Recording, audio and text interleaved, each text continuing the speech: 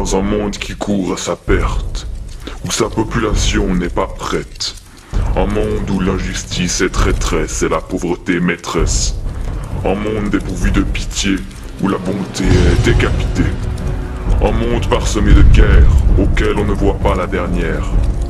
Mais une question de plus grande importance brûle les lèvres d'un monde de décadence. Qu'en est-il des petits oiseaux de nos jardins? Pas besoin d'acheter un bungalow perdu au milieu de la forêt tropicale pour avoir la chance d'observer une multitude d'oiseaux différents devant sa fenêtre. Et non, vous n'avez qu'à ouvrir les yeux, regarder dans votre jardin, sur votre balcon, dehors, dans le ciel, et vous pourrez observer un bon nombre d'oiseaux différents, tout aussi passionnants et discrets les uns que les autres. Je vous propose donc qu'on se pose, qu'on s'installe dans ma chambre derrière ma fenêtre afin d'observer ces petits volatiles. Oui, on va observer des oiseaux. Si ça te plaît pas, eh ben casse-toi. Merci. Ils sont nombreux en hiver à venir manger à proximité des habitations où ils trouvent refuge et nourriture en abondance. On peut observer diverses espèces plus ou moins courantes. Je vais vous en présenter quelques-unes aperçues dans mon jardin durant les mois de novembre et décembre. Bonne vidéo.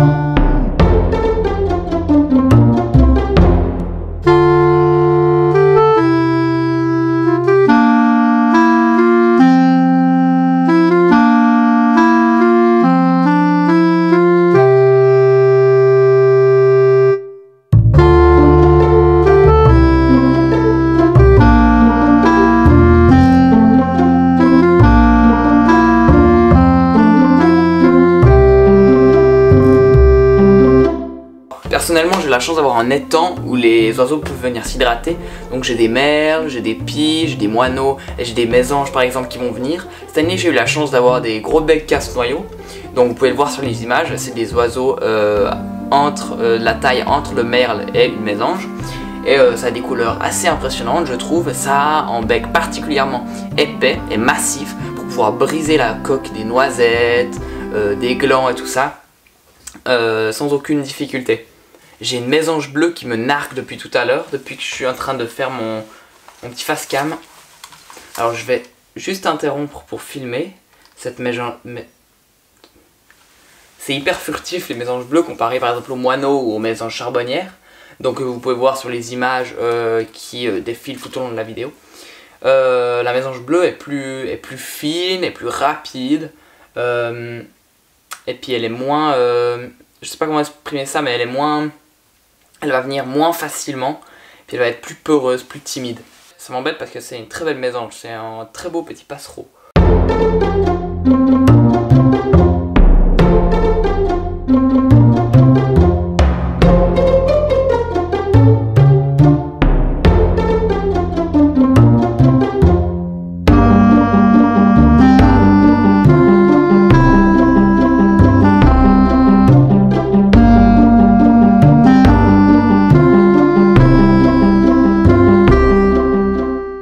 Le merle comparé à d'autres oiseaux comme par exemple les mésanges, je peux pas vous dire allez regarder dans votre jardin, il y en a sûrement. Ça arrive que dans des plus hautes latitudes, les merles redescendent où l'hiver est un peu moins rude pour trouver de la nourriture. Alors personnellement je vis en Suisse, donc il y en a depuis tout le temps et je vois pas la population régresser ou quoi que ce soit au fil des années. Donc c'est une population assez stable. En tout cas ici en Suisse, en Romandie. Donc après je ne veux pas faire de généralité, il peut y avoir des microclimats qui font par exemple qu'ils prospèrent mieux ou moins bien. Ça dépend de où vous vous trouvez. Le mâle et la femelle ne sont pas exactement identiques, ils font la même taille mais le mâle a un bec jaune comme vous pouvez le voir sur ces images et la femelle est légèrement plus claire, un peu gris-brun et n'a pas ce bec jaune mais beaucoup plus terne. Et c'est comme ça chez beaucoup d'espèces d'oiseaux que les femelles sont plus ternes afin de se camoufler lorsqu'elles pondent les œufs. Le merle n'est pas du tout un timide, il va se nourrir autant de graines que d'insectes. Ça dépend en fait de ce qu'il va trouver. Il est opportuniste et il est omnivore. Donc un point que je voulais aussi aborder, c'est les petites maisons à oiseaux où on peut mettre des graines ou des petites boules de graisse. Alors c'est très bien. Alors là vous pouvez voir dans mon jardin, il y a même pas 10 cm de neige. Il y a encore de l'herbe à beaucoup d'endroits. On peut trouver des graines et des vers aisément. Ah, il y a des moustiques, des moucherons, excusez-moi. Je reprends. Ça ne sert à rien de donner les graines, les boules de graisse aux oiseaux trop tôt, étant donné que là ils trouvent encore tout ce dont ils ont besoin. Et n'hésitez pas à leur donner dès qu'il y a quand même un petit peu de neige, donc minimum 10 cm, bien que vous voyez que les conditions sont un peu plus rudes pour nos amis les passereaux. J'ai la chance d'accueillir 1 à 2 fois par année dans mon jardin un pivert, ou 2 pivers, ou 3 pivers, ça dépend combien ils sont. C'est con comme phrase, c'est hyper con. Et en plus c'est pas drôle. J'ai la chance 1 à 2 fois par année d'accueillir des pivers dans mon jardin. Alors ça arrive, ils viennent gratter dans la terre ou alors ils vont se percher dans les arbres. Alors les pivers c'est des très beaux oiseaux, ça fait partie de la famille des pics.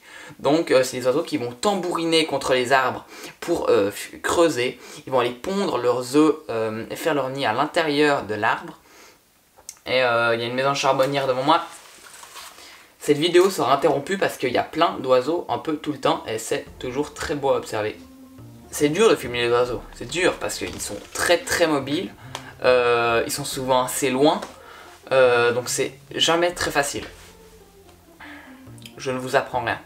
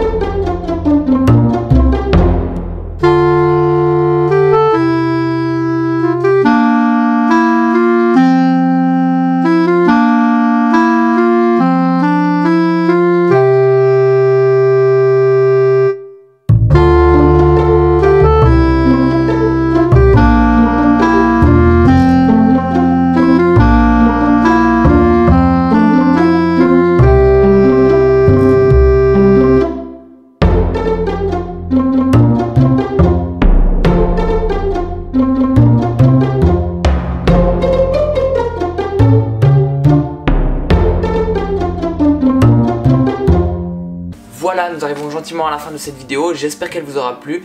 Je tenais quand même à préciser que tous les oiseaux que vous avez vus dans cette vidéo ont été filmés à moins de 50 mètres de ma maison. Donc pour vous dire que même à côté de chez vous, à proximité de là où vous habitez, vous pouvez voir une multitude d'oiseaux. Sachez que je n'ai pas montré toutes les espèces que vous pouvez apercevoir. Il existe des geais, il existe les bouvreuils pivoines, il existe les pies, il existe plusieurs espèces de pics. Il y a vraiment une multitude d'oiseaux qui vivent à proximité de chez nous et qui sont passionnantes à observer. Donc voilà, j'espère que cette vidéo vous aura plu. Si c'est le cas, n'oubliez pas de mettre le gros pouce bleu, de vous abonner, de partager sur les réseaux sociaux, c'est hyper important, ça permet de faire connaître cette chaîne un peu. Et si vous avez des questions, n'hésitez pas à les poser en commentaire, c'est avec plaisir que j'y répondrai. Allez, salut et à bientôt!